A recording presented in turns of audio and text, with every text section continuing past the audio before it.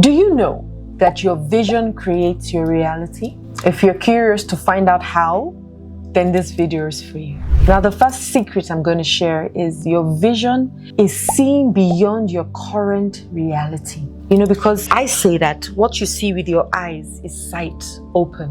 What you see with your eyes open. But what you see with your eyes closed is vision. And I'm always drawn to God and Abraham. And what God said to Abraham, as far as your eyes can see, I'll give it to you. So what did Abraham see in his vision that made God call him father of all nations? Kai, Abraham, teach me please that vision. I promise you. Because from that vision, I started to realize that whatever I see, really, if I see only my living room, that's all I'll get. And the same energy that I will use to see my living room is the same energy that I will use to see the world. So why not just see the world? What's the worst thing that will happen? Because some people will say, but what, I can see it, it will not come. I'm too logical. I have people around me that say that. I can't, if what I don't see, I don't see. Okay, that's fair enough. If you choose that to be your route. But what if you see? Now let's say, for example, I call myself a quintrillionaire, right? Because I asked myself, why not? Everybody wants to be a billionaire. Now, okay, people are saying trillionaire. I've gone past there. I went to trillionaire, then I started as trillionaire, then I moved to quadrillionaire, then I moved to quintrillionaire. There's the next one coming and loading. Because I realized that even that quintrillionaire that I've called myself, it's a label. Because I could have gone straight to a different number, right? But I chose quintrillionaire because I kept on saying, I want to build it within myself to believe it, then I move on to the next. Because I believe that abundance is everywhere. You can see the skies, the water, the trees, the sun. Abundance is everywhere. That's how God creates, in abundance. One of the things God gave us is vision, imagination, free gift. But just like that, imagination is a good thing. A lot of us are using it now for catastrophizing and very negative visions, let me call it that. So rather than seeing the cup half full and how that cup half full will benefit you, you're imagining the worst. You're imagining it empty, cup half empty, and then you're saying to yourself, this half cup, it won't even feed me. Now I have 8 mouths to feed. How will those 8 mouths feed? Then 8 of them will now die, and then I'll be the cause of killing them. I'll be a murderer. Then I will now have to kill myself in the process and then what happens? You're spiraling deeper and deeper. That gift that God gave you to be able to see great things. There's that song, big things, Nemo Light. Yes, so it's what I want to see. Because no matter what you see, it doesn't matter what you see, you'll get it. But because they, as children, they killed that daydreaming side of us, that dreaming part of us, that larger than life part of us, that, I remember one day I was going somewhere with my daughter and she saw a Domino's pizza restaurant and she said, Mommy, please, can we buy pizza? And I said, I didn't carry my card. She said, Mommy, we can go in there and ask for pizza without paying. And I looked at her and I said, oh, she magician. And she said, but Mommy, we can't. Convincingly. I almost actually went there to say, okay, please, can I pay you people or go there and then somebody will just pay our bills for us? Imagine if I followed that trend and we got there and somebody did pay our bills for us. And my daughter just looked at me and said, Mommy, see, I told you that we didn't have to come with our cards. But what did I do? I knocked her down, told her, sorry, when we get home, I'll get my card and we'll come back and buy the pizza. I didn't even trust enough.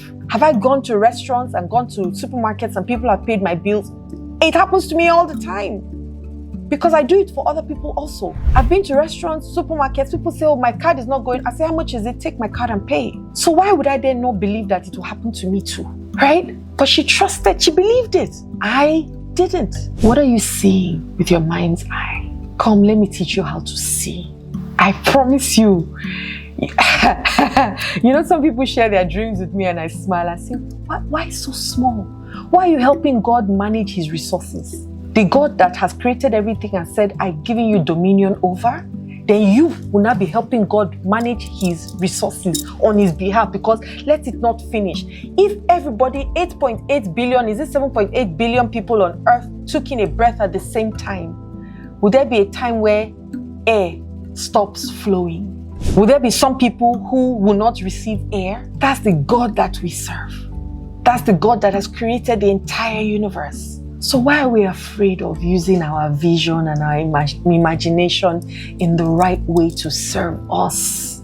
Why? Why, guys? Why? Because vision is the anchor of your becoming. Because if you don't see it in your mind's eye, you can't achieve it. So rather than sitting down and wondering, will this man eat my food? Will this woman give? Why not actually see her or see him eating your food, but not just eating it, relishing it, and then thanking you profusely for nourishing them? Just that one thing, one shift in your vision. How would you even feel internally? How would you feel? You'll feel so much. In fact, when you're cooking that food, you'll be cooking it with so much enthusiasm because you have seen the end. You have seen how you want that thing to happen, where he will not just eat it or she will not just eat it. They will praise you and dash you money on top of it. Would you cook that food differently? My sister and brother, yes, you will. So what are we doing with our vision? What are we seeing? Are we on social media seeing other people's vision? Social media is someone else's vision. Facebook is someone else's vision. Snapchat, someone else's vision. The phone that we're using is someone else's vision. They sat down and thought, what would it be like if I could just connect people socially? What would the world be like? It would be like, you don't have to be too close to find yourselves. And so you can find people that you went to school 10 years, 20 years, 30 years ago, and you reconnect with them. How would that feel? And then they created it all. What's your vision? And what are you creating? Are you creating a world where there's so much pain and strife and stress and insufficiency and nothing good will ever happen, and jealousy and envy and backbiting? Is that the world that you're creating? Because whatever you focus on, you will receive. And I know, swear for you, it's not a curse. Even the Bible says, without vision, the people perish. Now, also, I will elevate that. The wrong vision will also lead you to the wrong place. So without vision, you will perish. But having the wrong vision also, you will perish. Just like having the right vision will take you everywhere. And it costs you nothing. Nothing to create. Nothing. Free of charge. God is so good. He gave us such an opportunity and then made it. If you had to pay to visualize, there was a Van Gogh, I think, a painter. He said, I dream my paintings and then I paint my dreams. Ha! Baba. So what are you seeing? Are you going to bed angry at the world? Angry at your life? Angry at your spouse? Angry at your parents, your boss, your colleagues, your lover? Your animals, because some people go to bed angry with their animals? Or are you going to bed just knowing that, I'm about to get into the place of vision and I'm about to create the best life of my dreams? What if we're able to do that? And if you can't connect with it, just start with, wouldn't it be nice if? I gave that sentence in the last video. Wouldn't it be nice if? That's it. Start from there. And start to see yourself. See yourself, anchor yourself in who you're becoming. And lastly, your vision unlocks a life of fulfillment. When I was newly married, maybe not 1 year, maybe into 3 years or so, my husband and I used to really, really have fights. Our communication was terrible. I'm not saying we're 100% now, because you'll be thinking, we're still learning each other 10 years after. But I learned something. I really thank God that I started to learn things a bit early in my marriage about myself and about life and about the things that I see and my vision and my words and my thoughts and my actions. I learned it from people like Bob Proctor, from Abraham Hicks, and I had very good teachers, and I still do till today, because I still learn a lot from them. I'm still growing. And I would have fights. We would quarrel over the phone. And I would drop my phone and say words like this: we have the best communication ever. We just finished fighting. I'll put my phone down and say, Kingsley, you and I have the best communication ever. We speak kindly to one another. We speak respectfully to one another. We cherish each other. We speak to each other with empathy. That's what I would say consistently, regardless of what was going on. And if I did it in my relationship, I did it in all my other relationships. I did it in all the situations that I found myself in. I'll say, my boss, whenever you see me, it's like they've poured cold water on you. You just feel cool just by seeing me. We just had one big fight because he no gree. Myself, I no gree. So who go come gree for each other? But I learned early that my battle is not with the physical. Let me speak to the divinity within you. Let the divinity within me speak to the divinity within you. And I started to speak words of empowerment, words of connection, words of life. And I would visualize it. I would close my eyes and see my boss speaking to me in a kind manner that I can walk up to him boldly and he would listen to what I have to say because we have mutual respect for each other. I will see myself and my husband speak to each other in kindness, and even if we don't agree, we will still come to a conclusion out of the disagreement, but still in love. You know that's possible, right? I will see myself with my mother. I'll see myself with my siblings, especially the ones that I had it tough with in terms of our relationship. I'll see myself in work. I'll see myself with my clients, and I'll see the relief on their faces, the smile on their faces, and how I will feel in the process. Ooh.